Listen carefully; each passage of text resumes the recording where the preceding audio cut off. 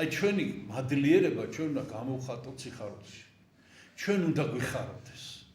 და ჩვენი სარწმუნოება, ქრისტიანობა, ეს არის სიხარულის სარწმუნოება. სიხარულის რელიგია.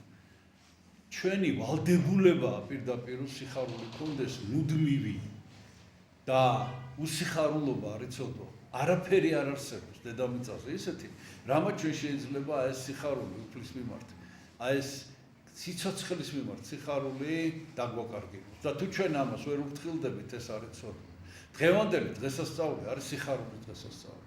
დღევანდელი დღეუფალმა და არა მარტო განკაცდა, არამედ მთავარანგელოზი გაბრიელის პირით ახარა ეს ყოვლადწმიდა ღვთისმშობელს.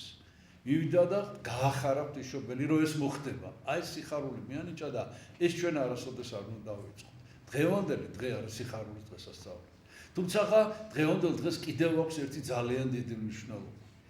როდესაც გაბრიელ მთავარანგელოზი მივიდა ყოვლადწმიდა ღვთისმშობელთან, უთხრა: კურთხეულ ხარ შენ დედათა შორის და კურთხეულ არს ნაყოფი მუცლისა შენისა. რას ნიშნავს? რას ნიშნავს კურთხეულ ხარ შენ დედათა შორის? როდესაც იესო ქრისტე ქადაგებდა, მივიდა მასთან ერთი ქალი და ესეთი სიტყვები უთხრა ამდენი ხალხის თანდაცვებით. ნეტარ არიან ძუძუნი, რომელნი გაწოვდი შენ, რომელსაც წოვდი. აი ეს რას ნიშნავს? დღევანდელი დღე პირდაპირ კავშირში არის ზიარების საიდუმლოს დაარსებასთან. დღევანდელი დღე პირდაპირ კავშირშია, იმიტომ რომ ყოვლადწმიდა ღვთისმშობელი, რომელსაც ჩვენ უწოდოთ დედას, ჩვენი დედა ყოვლადწმიდა ღვთისმშობელი. ამას აქვს საფრთხისმეტყველო მნიშვნელობა. ეს არ არის მარტო რაღაც ეპიტეტი, ან ეს არ არის მარტო ჩვენი მადლიერება ღვთისმშობლის მიმართ ეს სიტყვები. ყოვლადწმიდა ღვთისმშობელი არის დედა, იმიტომ რომ ძუძუნი, რომელსაც წოვდნენ იესო ქრისტე, ეს არის ის ძუძუნი, რომელსაც წოვთ ჩვენ დღემდე.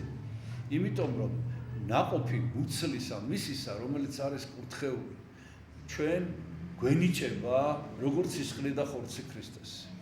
ეს არის ყოვლადწმიდა ღვთისმშობლის სხეულის ნაყოფი, რომელსაც ჩვენ ყოვლადწმიდა ღვთისმშობლის სხეულიდან ვღებულობთ საჭმელად და სასმელად.